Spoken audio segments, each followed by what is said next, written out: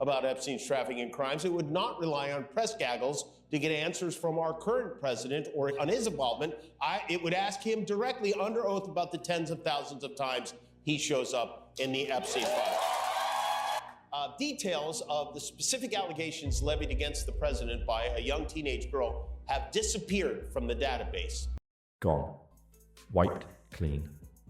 The specific details of allegations made by a teenage girl against the sitting president of the United States vanished without a trace, as if someone looked at that information and decided America simply didn't deserve to know.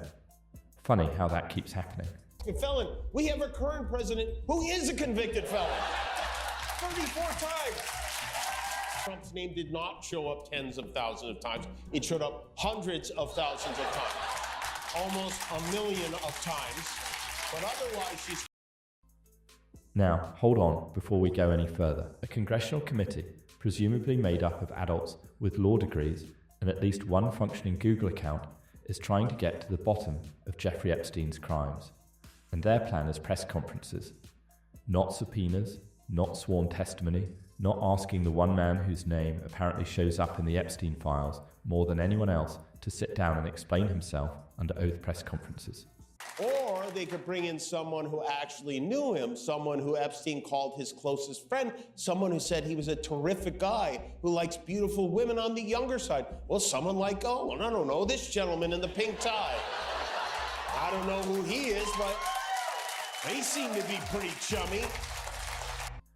And just to be absolutely clear about what kind of friendship this was, Epstein specifically noted that his closest friend likes beautiful women on the younger side.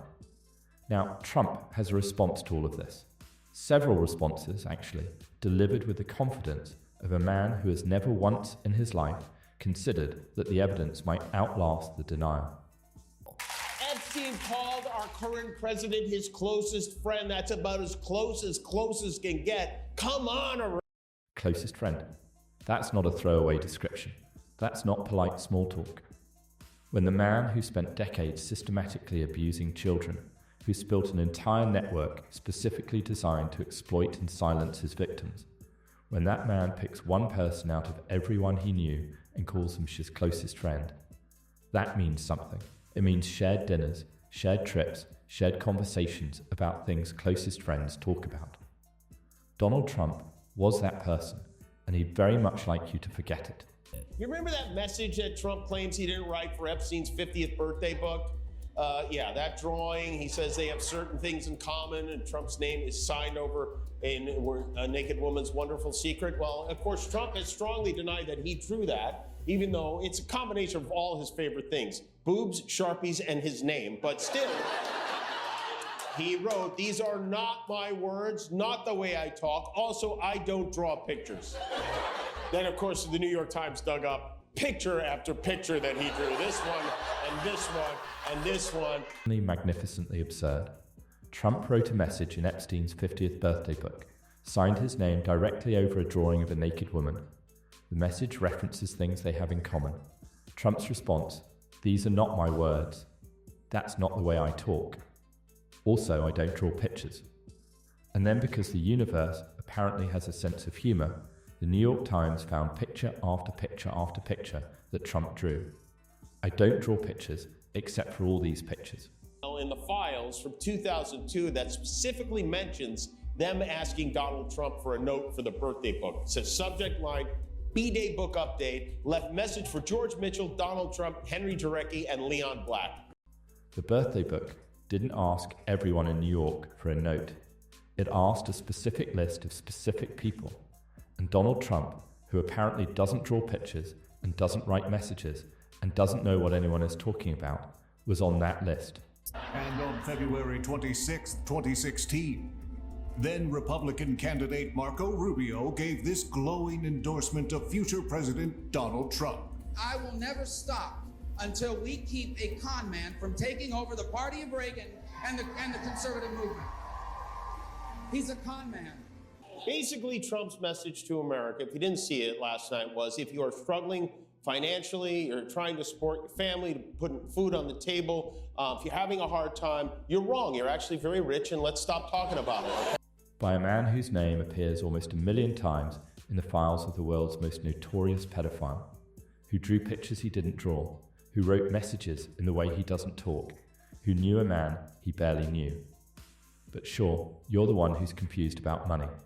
It's the longest speech in State of the Union history. Also the dumbest. He beat his own record there, too. The fact that he's 79 years old and spoke interrupted for almost 2 hours, it's the only proof I'll ever need that he wears a diaper. He's definitely wearing a diaper. He might be wearing 2 diapers, okay? But, of course, the elephant in the room last night was the Trump-Epstein files, which unsurprisingly went unmentioned by the hippopotamus in the room. Hours before Trump took the podium, there was a bombshell report from NPR that said the Justice Department illegally withheld 53 pages of notes and memos from FBI interviews with a woman who accused Donald Trump of sexually abusing her when she was a young teenager. I know, I'm as shocked as you. I thought he got rid of NPR. The woman said she was 13 when she met Trump. The FBI interviewed her 4 times in 2019. The details of those interviews are, for reasons that still haven't been explained, Teenage girls' accusations against the sitting president of the United States were vanishing from government databases, while his own Justice Department was illegally burying the evidence. Donald Trump stood in front of Congress, the Supreme Court, the Joint Chiefs, and this entire American public and delivered 2 hours of the most self-congratulatory, evidence-free, accountability-dodging theatre this country has ever witnessed. Jimmy Kimmel watched the whole thing, so you don't have to. Here's his 60-second summary. It's still too long. On tangents, we whittled it down. We boiled everything to a 60-second, easily digestible State of the Union for you. Everything was stolen and rigged. Tariffs, murders, tariffs, fraud, corruption, so much richer. Tariffs, Somali pirates plundering America. The Biden administration, Joe Biden, baby, illegal aliens, murder rates, fentanyl, Uncle Enrique. Please, Mr. President, we're winning too much. Boy, oh boy, we're just always losing. The one where you put your stick in the back and it hit the neck of your stick and bounced off. No money. Selling and selling and selling. We're making a lot of money, millions and millions, much more money than people understand. Nobody's getting paid. How much money is that? That's a lot of money. How do you make all that money? Dead country, butter, chicken, fruit, automobiles, hotels, beef, Biden tariffs. Nobody wants to go fishing anymore. These people are crazy. We don't know if the president took part in or even knew about any of the crimes his best friend, the world's most notorious pedophile, committed. But I should also say the reason we don't know is because the people who work for the president blacked out his name a bunch of times and made interviews disappear. Seems to me the best thing for President Trump, who I'm sure did nothing wrong, is to order them to unredact his name and release all of the Trump-Epstein files so he can prove how unbelievably innocent he is. And there it is. The most polite, most reasonable, most devastatingly logical suggestion anyone has made throughout this entire saga. The files have not been released, which, as Kimmel noted, is interesting, because the best defense against an accusation has always been the same thing: evidence. And the man with access to all of it keeps choosing silence instead. Donald Trump, convicted felon, 34 times top closest friend of the world's most notorious paedophile, whose name appears almost 1 million times in the files he refuses to release, who doesn't draw pictures, except for all those pictures, who didn't write that birthday message, except there's an email requesting it, who barely knew Jeffrey Epstein, except for all those times he knew him,